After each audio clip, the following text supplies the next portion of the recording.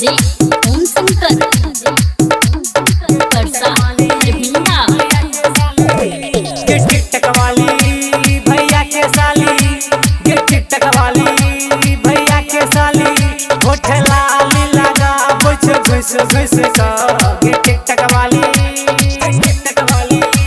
भैया के साली होठ लाली लगा बुझ घुस घुस का वीडियो बना बुझ हंस हंस का गे टिकटक वाली भैया के साली गे टिकटक वाली भैया के साली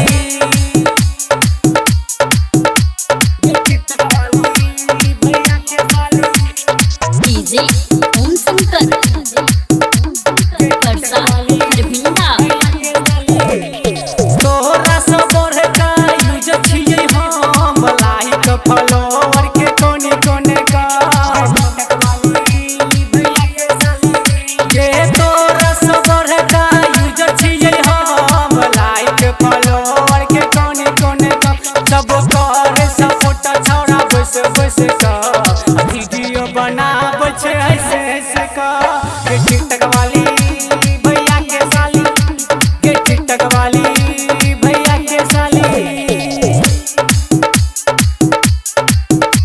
के टिकटक वाली भैया के साली डीजे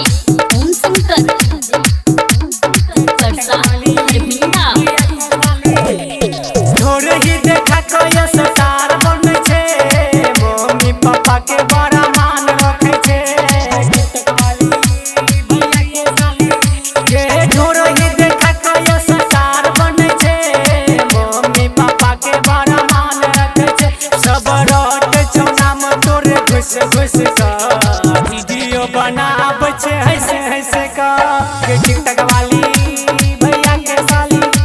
के टिकटक वाली भैया के साली के टिकटक वाली भैया के साली डीजे ओम शंकर परसा रवीना राइटर राजन छ तोहरे ला पागल सुंदर शिव छौ तोरे पागल टिकटक वाली भैया के साली